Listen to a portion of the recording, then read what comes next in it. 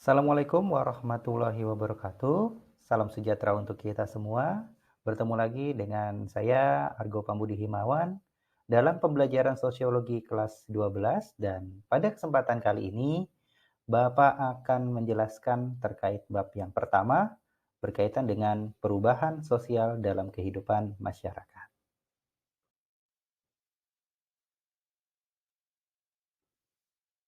Nah, sebelum Bapak menyampaikan materinya, di bab yang pertama ini, kita lihat gambar dulu nih. Di sini ada gambar bangunan yang sepertinya habis ada bencana alam, dan di situ ada pertanyaan, apakah bencana alam termasuk dalam kategori yang mempengaruhi perubahan sosial di masyarakat? Ya, dalam hal ini, iya. Kita kalau bisa lihat di sini masuk kepada perubahan sosial yang tidak dikehendaki. Nah, kita akan bahas itu nanti lebih. Nah, tujuan pembelajaran di bab yang pertama ini kita mempelajari tentang perubahan sosial, di mana nanti kita mengobservasi, kemudian mengamati apa-apa saja sih yang sebenarnya berubah di lingkungan sekitar kita. Kita juga nanti akan mempelajari faktor-faktor apa yang menyebabkan, mendorong, serta menghambat proses perubahan sosial yang ada di dalam masyarakat kita. Kita bisa mengidentifikasi contoh-contoh juga dengan cermat terkait dengan perubahan sosial yang terjadi di lingkungan sekitar kita.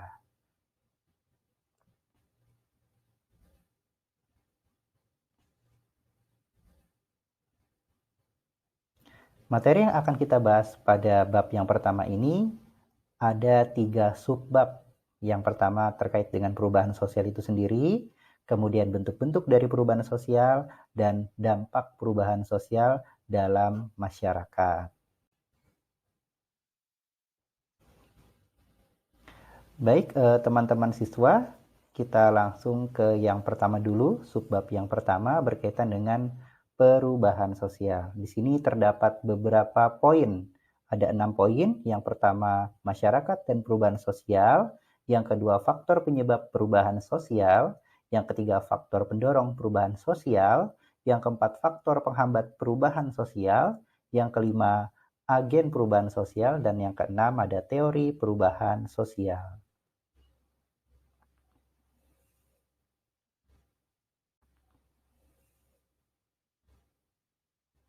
Kita meningkat ke poin yang pertama, masyarakat dan perubahan sosial. Sebenarnya apa sih itu perubahan sosial?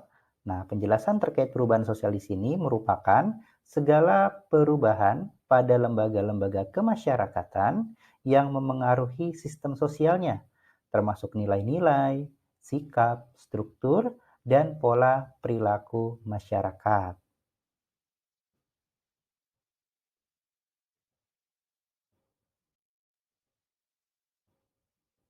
Nah, nomor 2 atau poin yang kedua, faktor penyebab perubahan sosial. Di sini terdapat beberapa faktor yang menyebabkan perubahan sosial. Yang pertama, ada perubahan lingkungan fisik. Yang kedua, adanya penemuan baru. Yang ketiga, adanya perubahan dalam hal jumlah penduduk atau demografi. Yang keempat, perubahan dalam lembaga sosial. Yang kelima, masuknya kebudayaan dari masyarakat lain, ya, jadi budaya-budaya dari luar yang masuk ke masyarakat kita, adanya pemberontakan atau revolusi, adanya peperangan, hingga adanya pertentangan dalam masyarakat itu sendiri. Nah, faktor yang mendorong perubahan sosial itu apa saja? Di sini terdapat beberapa faktornya. Yang pertama, sikap mudah menerima hal-hal baru. Jadi kita terbuka terkait dengan hal-hal baru yang datangnya dari luar budaya kita ataupun kebiasaan masyarakat kita. Kemudian ada orientasi pada masa depan. Jadi kita punya pandangan luas kepada masa depan. Jadi kita berbicara hari ini dan memikirkan bagaimana ke depannya. Kemudian adanya kontak dengan kebudayaan lain. Ini juga sama seperti poin yang A tadi. Jadi ada kontak dengan kebudayaan lain di mana kita terbuka menerima suatu hal yang baru. Kemudian adanya sikap menghargai karya orang lain dan adanya keinginan untuk maju. Jadi kita harus punya keinginan juga untuk maju agar bisa berubah tentunya ke arah yang lebih baik. Kemudian hal itu juga perlu didukung oleh majunya sistem pendidikan. Pendidikan yang maju akan mempengaruhi sikap kita dalam berpikir terbuka dan menerima hal-hal baru yang tidak ada dalam masyarakat kita. Kemudian dari hal-hal baru itu ada pola pikir yang semakin terbuka, ilmu pengetahuan yang semakin baik, dan pada akhirnya mendorong terjadinya perubahan sosial di dalam masyarakat kita. Lanjutan dari faktor pendorong perubahan sosial, ada penduduk yang heterogen, adanya orientasi kepada masa depan, adanya keinginan manusia atau masyarakat untuk memperbaiki kehidupannya, ada toleransi terhadap hal-hal baru, dan adanya sistem stratifikasi sosial yang terbuka. Penduduk yang heterogen di sini terdiri atas penduduk yang bermacam-macam, memiliki keragaman budaya, adat istiadat, dan kebiasaan, di mana dari hal itu pada akhirnya sangat-sangat mudah memunculkan suatu hal yang baru, karena nantinya bisa mendorong terjadinya proses asimilasi hingga akulturasi. Orientasi kepada masa depan sama seperti poin yang sebelumnya, kemudian adanya keinginan manusia untuk memperbaiki kehidupannya. Jadi manusia atau masyarakat di sini tidak cepat puas atas pencapaian yang mereka sudah raih dan ingin senantiasa lebih menciptakan suatu hal yang baru yang kemudian semakin memperbaiki kehidupan mereka. Kemudian toleransi terhadap hal-hal baru ya, seperti budaya-budaya asing yang masuk ke masyarakat kita mau menerimanya dengan tetap memilah dan memilih mana yang baik dan mana yang buruk untuk kita. Dan adanya sistem stratifikasi sosial terbuka. Kalau dulu pada zaman kerajaan atau feodal, di mana status atau kedudukan itu ditentukan dari lahir. Makanya ada golongan bangsawan, ada orang yang disebut dengan pangeran, keturunan raja, dan lain sebagainya. Pada era sekarang, stratifikasi sosial itu lebih terbuka, di mana seseorang atau individu bisa menempati status yang tinggi di masyarakat karena perjuangan, kerja keras, hingga prestasinya untuk masyarakat itu sendiri.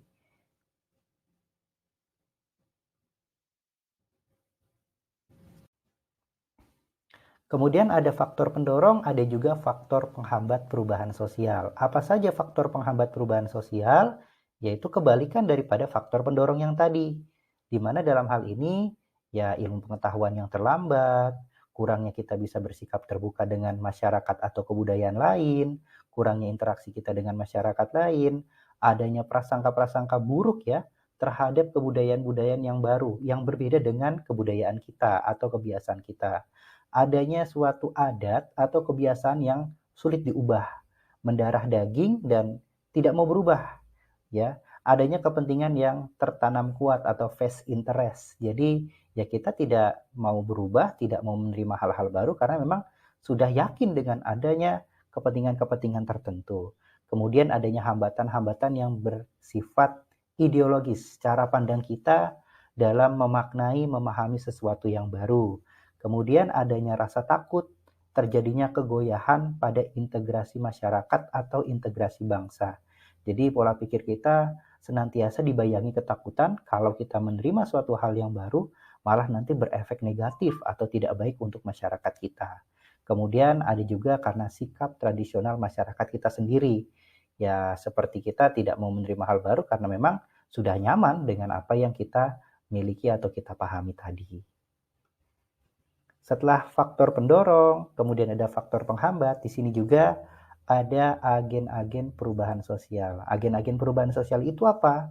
Agen-agen perubahan sosial adalah pihak-pihak yang mempelopori, merencanakan, dan melaksanakan perubahan sosial. Adapun perannya di sini dibagi menjadi 4. Yang pertama ada katalisator, ada pemberi solusi, ada pembantu proses perubahan, dan juga ada linker atau penghubung. Nah, kemudian di sini ada teori-teori perubahan sosial dan Bapak ada 4 teori yang akan Bapak bahas pada video kali ini. Yang pertama ada teori evolusi, yang kedua ada teori siklus, yang ketiga ada teori fungsionalis, dan yang keempat ada teori konflik. Kita mulai dari yang pertama dulu, yaitu teori evolusi. Nah, di teori evolusi, masyarakat mengalami perubahan dalam kehidupannya secara perlahan-lahan sesuai dengan arah tahapannya. Kemudian masyarakat bergerak dalam satu garis linier menuju satu titik tertentu yang dimulai dari tahapan yang paling bawah, yaitu tahapan yang primitif, dilanjutkan kepada tradisional sampai ke tahap yang modern. Jadi kalau di teori evolusi ini berlangsung dalam kurun waktu yang lama, ya, dan tidak bisa terjadi secara tiba-tiba karena memang ada tahapan atau titik tertentu yang ingin dituju. Kedua, ada teori siklus. Nah, teori siklus ini adalah perubahan diibaratkan seperti roda yang berputar. Kemajuan dan kemunduran suatu peradaban atau sebuah peradaban merupakan pencapaian dari sifat alam dan tidak dapat dikendalikan oleh manusia. Jadi dalam teori siklus ini, antara tiga tahapan tadi dari primitif, tradisional, dan modern itu seperti berputar-putar. Misalkan kita bisa gambarkan mode pakaian di tahun 80-an, apakah bisa terjadi lagi di tahun saat ini? Bisa. Jadi model tahun 80-an dalam hal berbusana, itu kalau di era-era seperti sekarang bisa terjadi lagi. Itu yang dikatakan teori siklus. Jadi tidak seperti teori evolusi yang memang menuju satu titik tertentu. Dalam teori siklus ini, perubahan sosial diibaratkan sebagai suatu roda yang berputar, di mana pada tahapan-tahapan tertentu itu bisa terjadi kembali. Yang ketiga ada teori fungsionalis. Teori ini menekankan perubahan pada fungsi-fungsi lembaga sosial dalam masyarakat. Sebuah lembaga sosial tidak akan bertahan kecuali memang berguna bagi masyarakat. Perubahan dapat mengacaukan perkembangan apabila struktur sosial tidak berfungsi memfasilitasi kebutuhan masyarakat. Jadi dalam gambaran teori fungsionalis ini melihat sejauh mana lembaga-lembaga tersebut ya bisa berperan dan berguna untuk masyarakat. Sejauh lembaga itu bisa berperan, berguna bagi masyarakat, dan juga bisa memfasilitasi terkait kebutuhan masyarakat, maka lembaga atau hal-hal baru itu tidak akan terjadi. Jadi dalam hal ini lembaga sosial kita lihat fungsinya untuk apa. Kalau sejauh itu masih diperlukan oleh masyarakat, ya dia tidak akan berubah.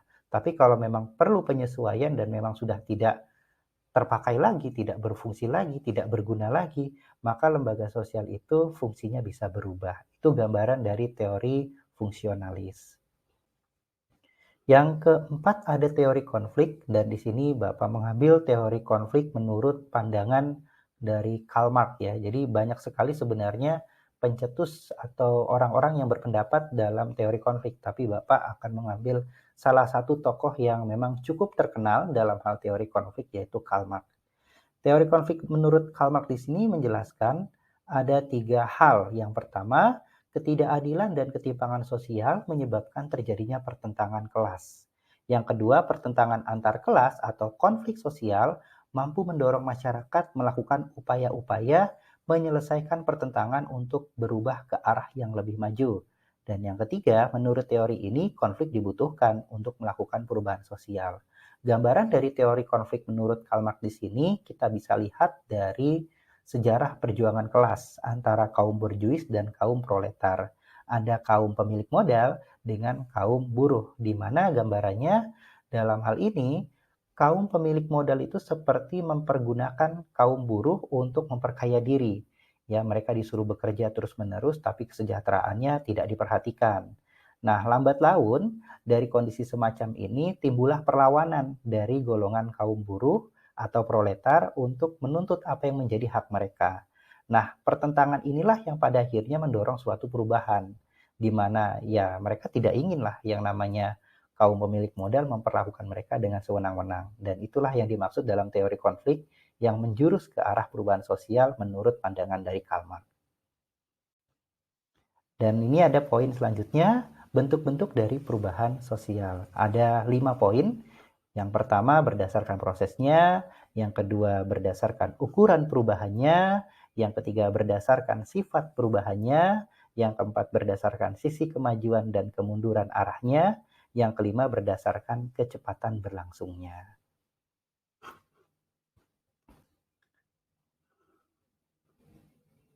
Kita mulai dulu dari yang pertama, berdasarkan bentuknya. Nah, perubahan di sini ada perubahan yang direncanakan, ada perubahan yang tidak direncanakan.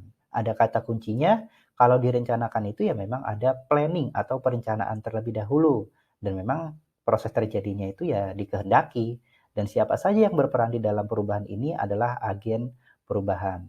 Kalau misalkan perubahan yang tidak direncanakan, ya memang tidak dikehendaki, tidak direncanakan, dan terjadinya itu di luar perkiraan manusia atau masyarakat itu sendiri. Kita bisa contohkan kalau perubahan yang direncanakan itu seperti pembangunan infrastruktur, pembangunan sistem pendidikan agar lebih maju, dan perubahan yang tidak direncanakan itu contoh sederhananya adalah bencana alam, di mana kita tidak menginginkan bencana alam itu terjadi terhadap kita. Ya. Kemudian berdasarkan ukuran perubahannya, ada yang perubahan kecil, ada yang perubahan besar. Kalau yang perubahan kecil itu tidak membawa pengaruh besar dan hanya berperan, hanya terjadi pada segelintir atau sebagian orang saja. Sedangkan perubahan besar ini yang memengaruhi masyarakat secara luas, bahkan memengaruhi sistem yang ada dalam masyarakat itu sendiri. Kalau perubahan kecil kita bisa lihat seperti perubahan mode busana, model rambut, model sepatu, kemudian kendaraan-kendaraan mewah, di mana hanya segelintir orang saja yang punya dampak atau pengaruh dari perubahan itu. Kalau orang-orang tidak ingin mengikuti perubahan tersebut, ya tidak apa-apa atau tidak masalah, karena memang itu sifatnya perubahan kecil. Berbeda dengan perubahan besar. Kalau perubahan besar di sini, ya suka tidak suka, mau tidak mau, kita merupakan bagian dari perubahan tersebut, dan kita pasti terkena imbas atau dampaknya. Kemudian ada perubahan berdasarkan sifat perubahannya. Ya, ini dibagi menjadi dua, ada yang perubahan struktural, ada juga perubahan proses. Kata kunci pada perubahan struktural adalah mengubah struktur sosial di masyarakat, menyebabkan perubahan pada lembaga-lembaga sosial kemasyarakatan itu sendiri. Kemudian ada perubahan proses dengan kata kuncinya hanya sekedar menyempurnakan dan tidak mendasar. Nah, kalau perubahan struktural itu memang mengubah struktur semuanya, ya seperti perubahan dari awal atau dari dasarnya. Dan dari situlah kemudian menjadikan perubahan pada lembaga-lembaga sosial kemasyarakatan. Seperti kita memilih pemimpin baru ataupun orang yang pada akhirnya memimpin kita di parlemen. Nah, dari perubahan itu kemudian menghasilkan suatu keputusan baru, struktur baru yang pada akhirnya juga mempengaruhi perubahan yang ada di masyarakat kita. Nah, kalau perubahan proses itu hanya sekedar menyempurnakan dan tidak mendasar. Jadi sifatnya hanya melengkapi saja seperti perubahan kurikulum. Perubahan kurikulum di sini bisa dikatakan sebagai perubahan yang tidak mendasar ataupun tidak semuanya itu berubah. Inti-intinya sama, hanya saja perlu penyesuaian atau pembaharuan pada beberapa titik, tapi tidak secara keseluruhan.